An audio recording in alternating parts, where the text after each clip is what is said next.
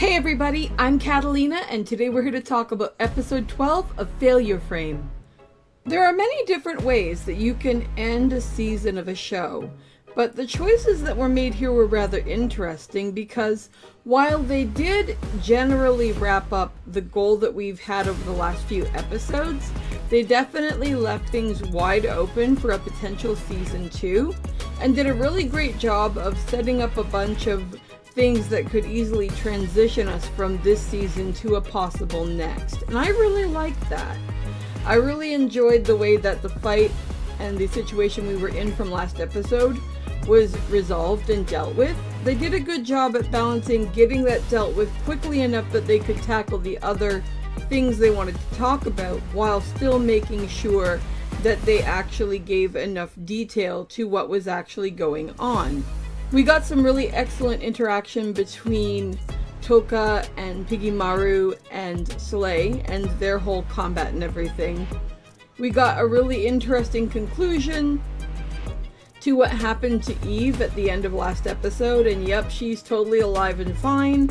I really like how some of the other human companions came out and were able to actually talk to the person who was attacking, and that the person who came out and did that actually recognized that Eve was more human than she was animal, that she wasn't some kind of monster. And I was very impressed at Eve's ability to regain her voice and to deal with the situation as calmly as she did, including not revealing Toka's identity. That was very smart. I like the fact that although Toka was shown to have successfully defeated the vast majority of enemies that he was facing, that he did still ultimately need Eve's help, and that it had been worth her while to go out into the open and to risk herself to find him. And I really loved how the party generally reunited and was so overjoyed to be back together again. I thought that was very heartwarming and very heartfelt. I also really liked the scene that we got once everybody was reunited, where we got some quality time between Toka and Saris, and we got to see a bit more of the evolution of who they are as characters and what they mean to each other. And I mean, like, the fact that we got that close to a potential kiss between the two. Although I do find it kind of funny that it was what I'd classify as like a Snow White kiss where somebody was asleep.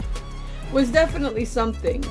That said, it seems to me that Toka is aware of what went down, and he's waiting for her to talk about that, and she's actually waiting to tell him that she has feelings for him. So that's going to make for some interesting stuff going forward if we do get another season.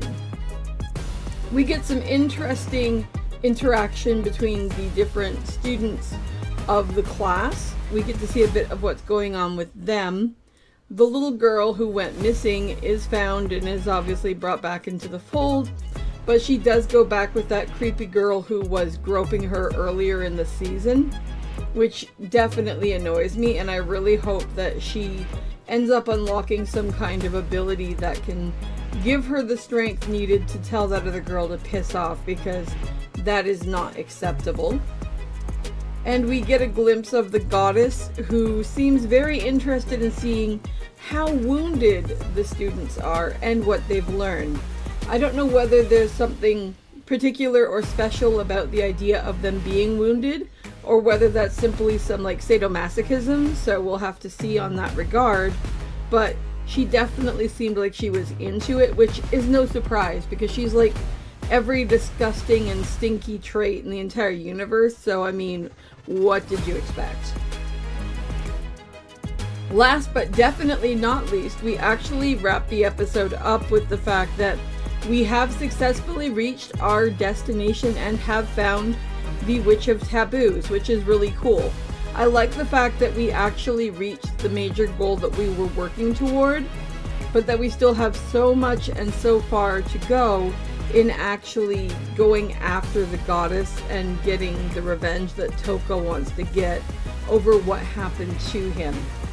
I like the fact that we definitely get something that is clear and concrete insofar as the time and effort that we as viewers have put into this season, but that there's still lots to look forward to. I think that's a very positive way to wrap things up. Overall, though, I'm very happy with how this season worked for the show, and I've super enjoyed it. If they do a season 2, you can bet I will definitely be watching and ideally covering it. But those are just my thoughts. I'd love to know what you guys are thinking, so feel free to drop a comment below and let me know. And I'll talk to you in the next video. See you later. Bye!